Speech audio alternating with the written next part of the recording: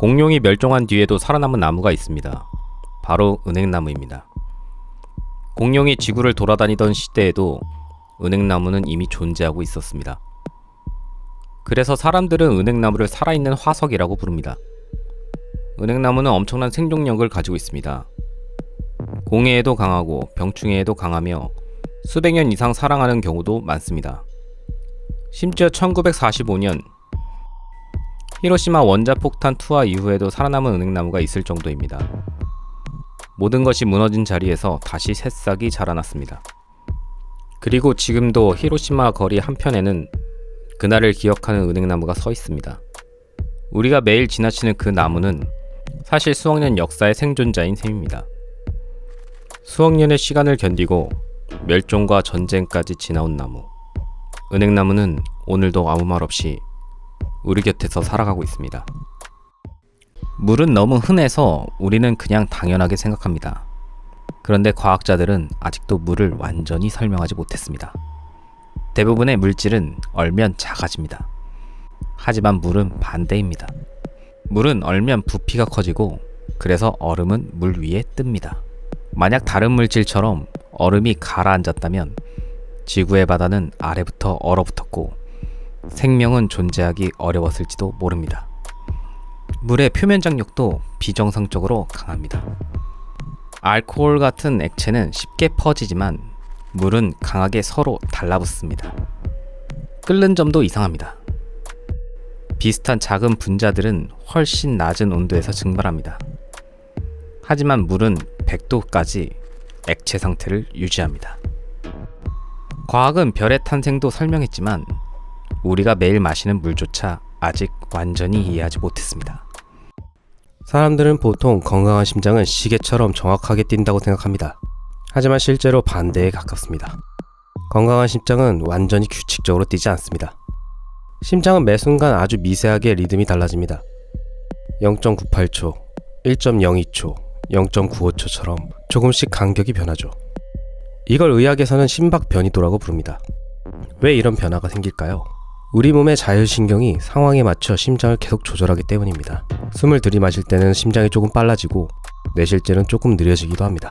오히려 심장이 너무 기계처럼 완벽하게 일정하면 스트레스나 피로, 자율신경 문제와 관련이 될 수 있다는 점입니다. 즉 건강한 심장은 완벽한 기계가 아니라 상황에 맞춰 유연하게 흔들리는 기관에 더 가깝습니다. 어쩌면 건강이란 완벽한 규칙보다 유연함에 가까운 건지도 모릅니다. 그리고 우리의 심장은 지금 이 순간에도 몸 상태에 맞춰 아주 미세하게 변하고 있습니다.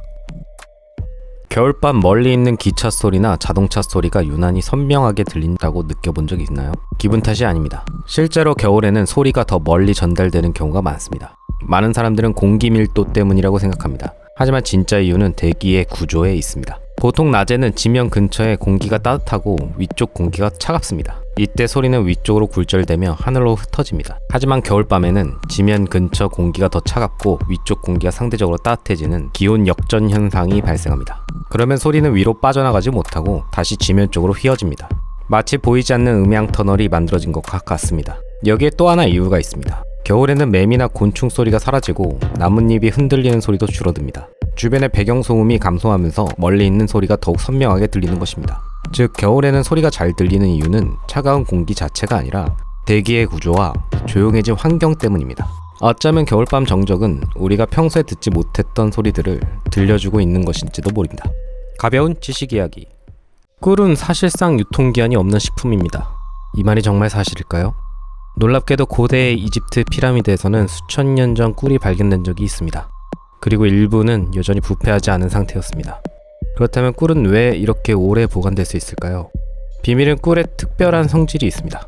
꿀에는 수분이 매우 적습니다. 그래서 세균이나 곰팡이가 살아남기 어려운 환경이 만들어집니다. 또한 꿀은 강한 산성을 띠고 있어 미생물 증식을 억제합니다. 여기서 벌이 꿀을 만드는 과정에서 천연 항균 성분까지 더해집니다. 덕분에 대부분의 식품과 달리 쉽게 상하지 않는 것입니다. 물론 완전히 영원한 것은 아닙니다. 보관 중에 수분이 들어가거나 오염되면 품질이 떨어질 수 있습니다. 따라서 꿀은 뚜껑을 잘 닫아 보관하고 물기 없는 숟가락을 사용하는 것이 중요합니다. 수천 년 시간을 견딘 꿀, 고대 피라미드에서도 발견된 만큼 놀라운 보존력을 가지고 있습니다. 그래서 꿀은 사실상 유통기한이 없는 식품으로 불리는 것입니다. 지구에는 해가 몇 달 동안 지지 않는 곳이 있습니다. 바로 북극과 남극 근처 지역입니다. 여름이 되면 태양이 지평선 아래로 내려가지 않고 하루 종일 하늘에서 머물게 됩니다. 이 현상을 백야라고 부릅니다. 노르웨이의 스발바르 같은 지역에서는 한밤중에서도 태양이 떠 있는 모습을 볼 수 있습니다. 사람들은 암막 커튼 없이는 잠들기 어려울 정도이고 생체 리듬을 유지하는 것조차 쉽지 않습니다. 그런데 더 놀라운 사실이 있습니다. 몇 달 동안 해가 지지 않는다면 반대로 몇 달 동안 해가 뜨지도 않는 시기도 있다는 것입니다. 겨울이 되면 태양은 지평선 위로 올라오지 못하고 세상은 긴 어둠에 잠깁니다. 이 현상을 극야라고 부릅니다. 특히 북극에서는 해가 한 번 뜨면 약 6개월 동안 지지 않고 해가 지면 약 6개월 동안 다시 떠오르지 않습니다. 이 모든 현상은 지구가 약간 기울어진 채 태양 주위를 돌고 있기 때문에 발생합니다. 우리에게 하루는 24시간이지만 지구의 끝에서는 낮이 6개월, 밤도 6개월입니다. 지구에는 아직 발견되지 않은 생물이 엄청나게 많다고 합니다. 그 장소는 바로 심해. 과학자들은 실제로 인류는 달 표면보다 심해를 덜 탐사했다 라는 표현을 자주 사용합니다. 왜일까요? 가장 큰 이유는 바로 압력. 심해 10km 근처에는 상상을 초월하는 수압이 발생합니다. 사람 몸 위에 코끼리 수백 마리가 올라간 수준이라고도 합니다. 게다가 심해는 햇빛이 전혀 닿지 않는 완전한 암흑. 온도도 매우 낮고 탐사 장비를 보내는 비용 역시 엄청납니다. 무엇보다 바다는 지구 표면의 약 70%를 차지할 정도로 너무 넓습니다. 그래서 지금도 인간이 직접 가보지 못한 구역이 많습니다. 실제로 과학자들은 심해에서 빛나는 생물, 투명한 물고기, 초과압에 살아가는 미생물 같은 이상한 생명체들을 계속 발견하고 있습니다. 즉, 지구는 생각보다 아직 밝혀지지 않은 비밀이 많은 행성입니다. 지금 이 순간에도 당신의 몸은 끊임없이 변하고 있습니다. 우리의 몸은 생각보다 고정된 존재가 아닙니다. 피부 세포는 계속 떨어져 나가고 새로운 세포가 만들어집니다. 혈액세포 역시 끊임없이 교체됩니다.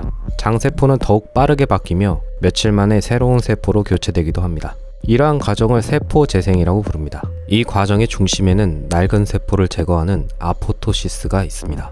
이 순간에도 수백만 개의 세포가 죽고 또 새로운 세포가 태어나고 있습니다. 물론 모든 세포가 같은 속도로 바뀌는 것은 아닙니다. 일부 신경세포처럼 오랫동안 유지되는 세포도 있습니다. 하지만 분명한 것은 우리의 몸 대부분은 계속해서 자신을 새롭게 만들고 있다는 사실입니다.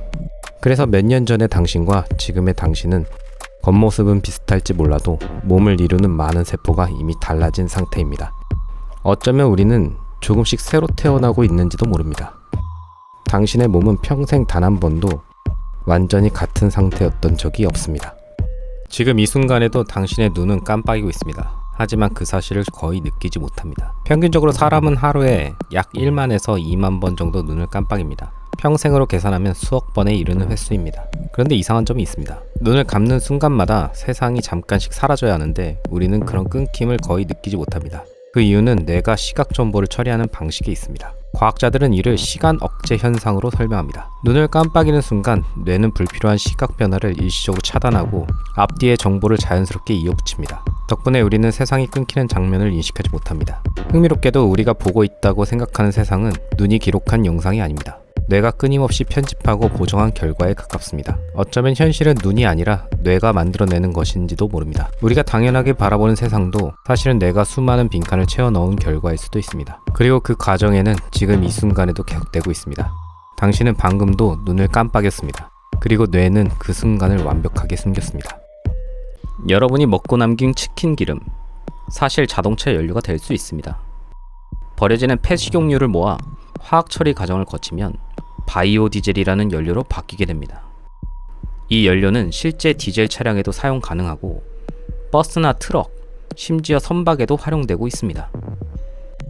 이미 여러 나라에서는 주유소 디젤에 바이오 디젤을 섞어서 판매 중이죠. 하지만 문제도 있습니다. 바이오 디젤 수요가 커지면서 숲을 밀어 농장을 만드는 사례도 생겼고 일부 연료는 생산 비용도 높습니다. 결국 중요한 건 얼마나 만드느냐가 아니라 얼마나 똑똑하게 재활용하느냐입니다. 원래 버려질 쓰레기였던 기름이 수톤짜리 버스와 트럭을 움직이는 에너지가 된다는 사실. 과거엔 쓰레기였지만 지금은 연료가 된 겁니다. 어쩌면 미래에는 우리가 먹고 남긴 음식들이 도시 전체를 움직이게 될지도 모릅니다. 바다는 스스로 움직이는 것처럼 보이지만 사실 거대한 힘에 끌려 움직이고 있습니다. 그 힘의 정체는 바로 달입니다. 달은 지구를 돌면서 중력으로 바닷물을 끌어당깁니다. 그러면 바닷물이 달 쪽으로 살짝 부풀어 오르게 됩니다. 이 현상이 바로 밀물입니다. 신기하게도 지구 반대편에서도 또 다른 밀물이 발생합니다. 달은 바닷물을 끌어당기면서 밀물을 만들지만 지구 반대편에서는 공전으로 인한 관성 효과 때문에 또 하나의 밀물이 생깁니다. 그래서 지구에는 보통 하루에 2번 밀물과 썰물이 반복됩니다. 이 변화가 가장 잘 보이는 곳은 바로 갯벌입니다. 밀물이 되면 바닷물이 아래로 잠기고 썰물이 되면 넓은 땅이 모습을 드러냅니다. 우리가 걷는 갯벌도 사실 달이 만들어낸 풍경인 셈입니다. 태양도 바다에 영향을 주지만 달이 훨씬 가까이 있기 때문에 더 큰 영향을 미칩니다. 만약 달이 없었다면 지금의 바다 모습은 완전히 달라졌을지도 모릅니다. 우리가 바라보는 거대한 바다도 사실은 매일 달의 손길에 의해 움직이고 있는 것입니다. 달은 단지 빛나는 천체가 아니라 지구의 바다로 움직이는 존재입니다. 바나나는 사실 미세한 방사능을 가지고 있습니다. 네, 우리가 먹는 그 바나나 맞습니다. 처음 들으면 이거 먹으면 안 되는 거 아니야 싶겠지만 걱정할 수준은 아닙니다. 이유는 바나나에 많은 칼륨 때문입니다. 칼륨 중 아주 일부 칼륨 40이라는 방사성 물질인데 이건 자연 상태에서도 흔하게 존재합니다. 재밌는 건 사람의 몸에도 칼륨이 있다는 사실입니다. 엄밀히 말하면 우리도 아주 약한 방사성을 내고 있습니다. 그럼 바나나는 얼마나 방사능이 강할까요? 과학자들은 장난처럼 바나나 한 개 분량의 방사선이라는 단위까지 만들었습니다. 하지만 실제 양은 정말 미비합니다. 바나나 하나 먹는 것보다 비행기 타고 하늘을 나는 동안 훨씬 더 많은 방사선을 받습니다. 그러니까 결론은 이겁니다. 바나나는 위험한 음식이 아니라 생각보다 과학적인 음식이었다는 것입니다. 바닷물을 왜 짤까요? 요술맷돌 때문에? 요술부채 때문에? 물론 아닙니다. 실제로 수억 년 동안 쌓인 광물질 때문입니다. 비가 내리면 바위와 흙이 조금씩 깎여 나갑니다. 이 과정에서 나온 광물질은 강을 따라 바다로 흘러갑니다. 그리고 물은 증발해도 광물질은 남게 됩니다. 현재 바닷물 1리터에는 약 35g의 소금이 녹아 있습니다. 그렇게 수억 년 동안 광물질이 계속 축적되었습니다. 흥미로운 건 암염이 있는 산이나 광물질이 매우 많은 산 같은 경우에는 실제로 강물이 짠맛을 띠기도 합니다. 그런데 이상하지 않나요? 수억 년 동안 쌓였다면 바닷물은 지금보다 훨씬 더 짜야 합니다. 사실 바다는 소금을 받기만 하는 것은 아닙니다. 일부는 해저에 쌓이고 일부는 생물과 지각에 흡수됩니다. 그래서 바다는 소금을 얻은 만큼 잃기도 합니다. 우리가 바닷물에서 느끼는 짠맛은 광물질 중의 하나인 염화 나트륨 때문입니다. 그 맛에는 수억 년의 시간이 담겨 있었습니다. 바닷속에도 폭포가 존재합니다. 그것도 지구에서 가장 거대한 폭포입니다. 이 놀라운 현상은 그린란드와 아이슬란드 사이의 덴마크 해협에서 발견됩니다. 처음에는 이상하게 들릴 수 있습니다. 물속에서 물이 어떻게 폭포처럼 떨어질 수 있을까요? 그 이유는 물의 밀도 차이 때문입니다. 이 지역에서는 매우 차갑고 무거운 바닷물이 상대적으로 따뜻하고 가벼운 바닷물과 만나게 됩니다. 무거운 물은 아래로 가라앉으려는 성질이 있기 때문에 해저에 있는 거대한 경사면을 따라 아래로 흘러내립니다. 마치 육지의 폭포처럼 말이죠. 이런 현상을 해저 폭포라고 불립니다. 그리고 이렇게 형성된 덴마크 해협 해저 폭포의 높이는 약 3,500m에 달합니다. 보이지 않을 뿐 지금도 엄청난 양의 바닷물이 끊임없이 아래로 쏟아지고 있습니다. 우리는 에베레스트 산보다 높은 산도, 그랜드 캐니언보다 깊은 협곡도, 그리고 세계의 최대 폭포도 모두 바닷속에 숨겨져 있다는 사실을 잘 모릅니다. 사람은 성장하면서 뼈가 늘어날 것 같지만 사실은 반대입니다. 신생아 몸에는 약 270개의 뼈가 있습니다. 하지만 성인이 되면 뼈의 개수는 약 206개로 줄어듭니다. 그렇다면 뼈가 사라진 걸까요? 그건 아닙니다. 아기 때 여러 개로 나눠져 있던 뼈들이 성장 과정에서 서로 붙기 때문입니다. 대표적인 예가 두개골입니다. 신생아 두개골은 여러 개의 뼈가 완전히 붙지 않은 상태이며 그 사이에 천문이라는 부드러운 공간이 존재합니다. 이 구조는 출산 과정에서 머리가 산도를 통과하기 쉽게 만들고 태어난 뒤에 뇌가 성장할 공간도 확보해줍니다. 이후 성장하면서 분리되어 있던 뼈들은 골융합이라는 과정을 통해 하나의 뼈로 합쳐집니다. 그래서 우리는 성장하면서 뼈를 계속 늘리는 것이 아니라 여러 개의 뼈를 하나로 통합해 갑니다. 결국 성인의 몸에는 아기보다 적은 수의 뼈가 남게 됩니다. 인간은 태어날 때 더 많은 뼈를 가지고 시작하지만 성장할수록 하나의 형태로 완성되어 갑니다. 세계에서 가장 큰 사막은 어디일까요? 정답은 사하라 사막이 아닙니다. 바로 남극입니다. 많은 사람들이 사막이라고 하면 뜨거운 태양 아래 펼쳐진 모래 언덕을 떠올립니다. 그래서 남극이 사막이라는 말을 들으면 이상하게 느껴질 수밖에 없죠. 하지만 사실 사막의 기준은 온도가 아닙니다. 모래도 아닙니다. 사막을 결정하는 가장 큰 조건은 강수량입니다. 즉 비나 눈이 거의 내리지 않는 지역이라면 그곳은 사막으로 분류될 수 있습니다.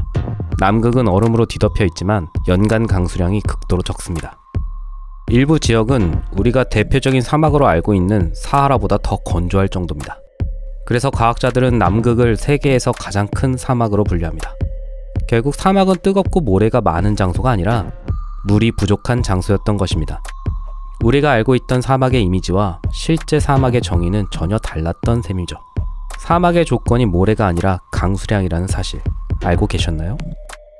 세상에서 가장 긴 단어는 몇 글자일까요? 보통 사람들은 20글자, 30글자 정도 떠올릴 겁니다. 실제로 영어 사전에서 실린 긴 단어 중 하나는 뉴모널 트라마이크로스 여튼 무려 45글자입니다. 매우 미세한 화산성 실리카 먼지를 들이마셔 생기는 폐질환이라는 뜻입니다. 이미 충분히 길어 보이죠? 그런데 이보다 훨씬 긴 단어가 있습니다. 인체에 존재하는 거대한 단백질 티틴. 과학자들이 이 단백질 이름을 화학 규칙에 따라 전부 적으면 무려 18만 자가 넘습니다. 보통 책 한 페이지가 약 1000자가 들어간다고 하면 단어 하나가 180페이지가 넘는 책 한 분량인 셈입니다. 하지만 반전이 있습니다. 이 이름은 너무 길어서 실제로 아무도 사용하지 않습니다. 과학자들조차 그냥 티틴이라고 부릅니다. 그래서 실제로 쓰이는 긴 단어는 45글자, 이론상 가장 긴 단어는 18만 글자가 넘는 셈입니다. 언어학자들은 실용적인 단어로 보지 않습니다. 화학 규칙에 따라 기계적으로 만들어진 이름이고 사전에 실리지도 않았고 실제로 쓰지도 않기 때문이죠.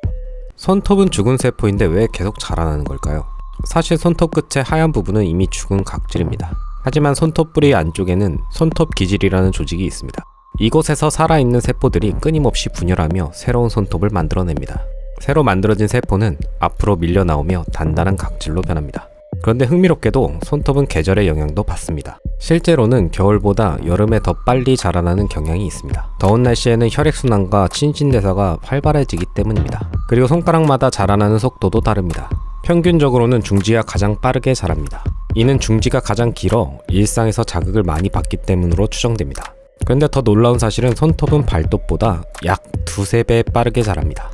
손은 끊임없이 움직이고 혈액순환도 더 활발하기 때문으로 추정됩니다. 그래서 손톱은 보통 4에서 6개월이면 새로 바뀌지만 발톱은 완전히 교체되는데 1년 이상 걸릴 수 있습니다. 우리가 아무 생각 없이 깎는 손톱도 사실은 몸이 계속 만들어내고 있는 작은 성장의 흔적입니다.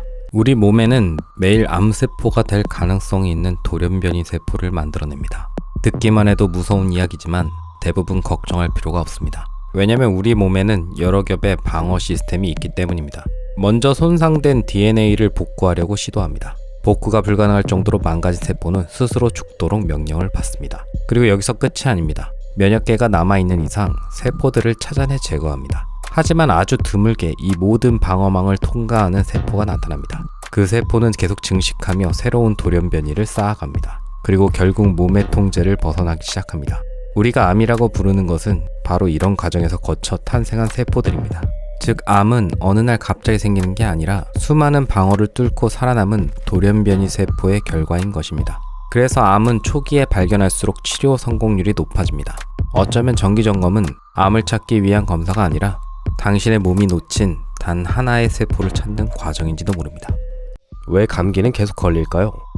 한번 감기에 걸리면 우리 몸에는 항체가 생깁니다. 그런데도 사람은 평생 감기에 계속 걸립니다. 가장 큰 이유는 감기가 일으키는 바이러스가 너무 많기 때문입니다. 감기는 하나의 병이 아니라 수백 종류의 바이러스가 만드는 증상의 묶음에 가깝습니다. 한 종류에 대한 항체가 생겨도 다른 바이러스가 들어오면 우리는 또 감기에 걸릴 수 있습니다. 문제는 바이러스가 계속 변하기도 한다는 점입니다. 예전에 만든 항체가 있어도 조금 달라진 바이러스에는 완벽하게 통하지 않을 수 있습니다. 그래서 독감도 매년 새롭게 유행합니다. 바이러스가 조금씩 모습을 바꾸기 때문입니다. 게다가 감기 면역은 평생 강하게 유지되지 않는 경우도 많습니다. 특히 코와 목 같은 점막 면역은 시간이 지나면 약해질 수 있습니다. 흥미로운 건 우리가 감기에 반복해서 걸리는 것도 몸의 면역 시스템에 계속 학습하는 과정이라는 점입니다. 바이러스는 계속 변하고 우리의 몸 역시 그에 맞춰 끊임없이 적응하고 있습니다. 우리 몸에서 가장 단단한 곳은 어디일까요? 두개골일까요? 아니면 허벅지에 있는 대퇴골일까요? 놀랍게도 정답은 뼈가 아닙니다. 바로 치아의 가장 바깥을 덮고 있는 범랑질입니다. 범랑질은 인체에서 가장 단단한 조직으로 알려져 있습니다. 그 이유는 구성 성분에 있습니다. 뼈는 약 65%에서 70%가 무기질이지만 범랑질은 무려 96%가 무기질로 이루어져 있습니다. 사실상 몸속의 천연 세라믹에 가깝습니다. 그래서 범랑질의 경도는 뼈보다 훨씬 높습니다. 하지만 여기서 놀라운 반전이 있습니다. 우리의 몸의 뼈는 부스러지고 다시 붙고 피부도 상처가 나면 회복이 됩니다. 그런데 범랑질은 살아있는 세포가 거의 없기 때문에 한번 손상되면 스스로 재생되지 않습니다. 충치가 생기거나 범랑질이 마모되면 자연적으로 원래 상태로 돌아갈 수 없습니다. 그래서 치과 의사들은 양치보다 범랑질을 지키는 습관이 중요하다고 말합니다. 우리의 몸에서 가장 단단한 조직, 하지만 한번 손상되면 다시는 자라나지 않는 조직, 가장 강하지만 가장 조심해서 써야 하는 부분, 그것이 바로 치아의 범랑질입니다. 지금 이 순간에도 당신은 엄청난 속도로 우주여행을 하고 있습니다. 가만히 앉아있는 것처럼 느끼지만 사실 그렇지 않습니다. 지구는 자전하며 시속 약 1670km로 움직이고 있습니다. 뿐만 아니라 지구는 태양 주위를 시속 약 10만 7천 km로 공전하고 있습니다. 여기서 끝이 아닙니다. 태양계는 우리의 은하를 따라 시속 약 82만 8천 km의 속도로 이동하고 있습니다. 즉, 당신은 지금도 상상을 초월하는 속도로 우주를 가로지르고 있는 셈입니다. 그런데 왜 우리는 전혀 느끼지 못할까요? 그 이유는 우리와 주변의 공기, 건물, 바다까지 모든 같은 속도로 함께 움직이고 있기 때문입니다. 비행기가 일정 속도로 날아갈 때 기내에서 움직임을 거의 느끼지 못하는 것과 같은 원리입니다. 우리는 멈춰 있는 것이 아닙니다. 단지 같은 속도로 움직이는 세상 속에 있을 뿐입니다. 당신은 지금 이 순간에도 우주를 여행하고 있습니다. 우리는 보통 빛을 내는 생물이라고 하면 반딧불이를 떠올립니다. 그런데 놀랍게도 인간 역시 아주 미약한 빛을 방출합니다. 이를 생물 광자라고 부릅니다. 우리의 몸의 세포가 에너지를 사용하는 과정에서 극도로 약한 빛이 발생하는 것입니다. 하지만 걱정할 필요는 없습니다. 그 빛은 너무 약해서 인간의 눈으로 볼 수 없습니다. 실제로 특수한 고감도 장비를 사용해야만 관측할 수 있습니다. 즉, 지금 이 순간에도 당신의 몸은 아주 희미한 빛을 내고 있습니다. 흥미롭게 이 빛은 하루 동안 조금씩 변하기도 합니다. 물론 영화처럼 몸이 반짝이는 수준은 아닙니다. 하지만 과학적으로 보면 인간은 완전히 어둠 속에 있는 존재도 아닙니다. 우리는 눈으로 볼 수 없을 만큼 희미하지만 분명히 빛을 내고 있습니다. 어쩌면 우리는 생각보다 평범한 존재가 아닐지도 모릅니다. 당신의 몸속 수십조 개의 세포들은 지금도 조용히 빛을 만들어내고 있으니까요. 보이지 않는다고 해서 존재하지 않는 것은 아닙니다. 그리고 당신은 지금 이 순간에도 아주 작은 빛을 품고 있습니다. 여러분은 광속 인터넷이라는 말을 들어보셨나요? 마치 데이터가 빛의 속도로 이동하는 것처럼 들리지만 사실은 조금 다릅니다. 현재 우리가 사용하는 초고속 인터넷은 대부분 광섬유 케이블을 이용합니다. 광섬유 안에 전기 신호가 아니라 빛이 이동하면서 정보를 전달합니다. 그래서 기존 구리선보다 훨씬 빠른 속도를 낼 수 있습니다. 하지만 여기서 많은 사람들이 오해합니다. 빛을 사용한다고 해서 인터넷이 진짜 광속으로 작동하는 것은 아닙니다.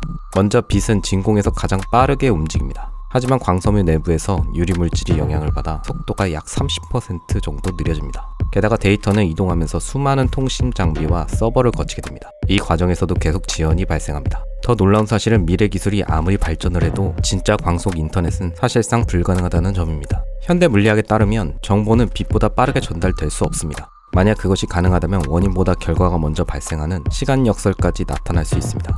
결국 광속 인터넷이란 말은 빛을 이용하는 인터넷이란 뜻에 가깝지 빛의 속도로 작동하는 인터넷이라는 의미는 아닙니다. 우리는 보통 지구의 산소가 숲에서 나온다고 생각합니다. 아마존 같은 거대한 숲이 지구의 허파라고 불리기 때문입니다. 하지만 놀랍게도 지구의 산소의 상당수는 숲이 아니라 바다에서 만들어집니다. 그 중심에는 아주 작은 생명체가 있습니다. 바로 식물성 플랑크톤입니다. 너무 작아서 눈에 잘 보이지도 않지만 이 미세한 생명체들은 햇빛을 이용해 강합성을 합니다. 그리고 그 과정에서 엄청난 양의 산소를 만들어냅니다. 과학자들은 지구의 산소 절반 이상이 바다에서 만들어진다고 보기도 합니다. 즉, 우리가 지금 숨쉬는 산소도 어쩌면 바닷속 작은 플랑크톤이 만든 것일 수도 있습니다. 하지만 문제는 바다가 점점 뜨거워지고 있다는 겁니다. 해양오염과 기후변화는 플랑크톤 생태계에도 영향을 주고 있습니다. 아주 작은 생명체지만 지구 전체와 연결되어 있는 셈입니다.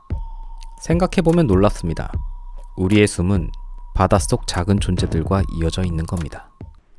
컴퓨터 전원 버튼에 있는 이 이상한 기호. 사실 단순한 디자인이 아닙니다. 동그라미와 막대 모양 이 기호는 전 세계 전자기기에서 공통으로 사용하는 국제 표준의 상징입니다. 그리고 여기에는 컴퓨터의 핵심 원리가 숨어 있죠. 막대는 숫자 1, 동그라미는 숫자 0을 의미합니다. 이건 컴퓨터가 사용하는 이진법에서 나온 개념입니다. 옛날 전자기기에서는 1은 전류가 흐르는 상태, 즉 ON을 의미했고 0은 전류가 끊긴 상태, 즉 OFF를 의미했습니다. 그리고 이 두 개념이 합쳐져 지금의 전원 버튼 기호가 만들어진 겁니다. 그래서 우리가 매일 누르는 버튼은 단순한 전원 스위치가 아니라 컴퓨터 언어의 상징이었던 셈이죠. 인터넷, 게임, 영상까지 모두 이 숫자로 움직입니다. 0과 1, 단 두 숫자로 컴퓨터 세계 전체가 움직이고 디지털 세계 전체를 만든 셈이죠. 어쩌면 우리가 누르는 전원 버튼은 기계를 켜는 버튼이 아니라 디지털 세계의 문을 여는 신호였는지 모릅니다. 번개는 사실 태양보다 더 뜨겁습니다. 믿기 어렵겠지만 과학적으로 사실입니다. 번개가 치는 아주 짧은 순간 공기의 온도는 약 3만 도까지 올라갈 수 있습니다. 태양 표면 온도가 약 5,500도 정도니 순간적인 온도만 보면 번개가 훨씬 뜨거운 셈입니다. 그렇다면 왜 번개에 맞은 지구가 녹아버리지 않을까요? 이유는 시간입니다. 번개의 초고온은 정말 찰나의 순간만 유지됩니다. 하지만 그 짧은 순간에도 주변 공기는 폭발적으로 팽창합니다. 그리고 그 충격파가 바로 우리가 듣는 천둥 소리입니다. 하늘에서 번쩍이는 그 빛은 순간적으로 태양보다 뜨거운 에너지였던 것입니다. 재밌는 사실은 미국 나사와 기상연구 자료에 따르면 번개는 매초 지구 어딘가에서 약 40에서 100번씩 발생하고 있다는 것입니다. 우리가 무심코 보는 번개는 사실 지구에서 가장 강력한 자연현상 중 하나입니다. 태양은 무슨 색일까요? 대부분 사람들은 노란색이라고 생각합니다. 하지만 과학적으로 보면 태양의 실제 색은 거의 흰색에 가깝습니다. 태양의 표면 온도는 약 5,500도. 이 정도의 온도의 물체는 특정 색 하나만 내는 것이 아니라 빨강부터 보라까지 눈에 보이는 거의 모든 파장의 빛을 방출합니다. 그리고 이 빛들이 섞이면 우리 눈에는 흰색으로 보입니다. 실제로 우주에서 촬영된 태양은 대체로 흰색에 가깝게 관측됩니다. 그런데 왜 지구에서는 노랗게 보일까요? 원인은 지구의 대기입니다. 태양빛이 대기를 통과할 때 파장이 짧은 파란빛은 더 강하게 산란됩니다. 이를 레일리 산란이라고 합니다. 그 결과 우리 눈에는 노란빛과 붉은빛이 상대적으로 더 많이 도달하게 됩니다. 특히 해질 무렵에는 빛이 대기를 더 길게 통과하면서 붉은색이 더욱 강해집니다. 그래서 노란 태양은 태양 자체의 색이라기보다 지구 대기가 만들어낸 색에 가깝습니다. 우리가 보는 색은 물체의 색만이 아니라 빛과 대기가 만들어낸 결과입니다.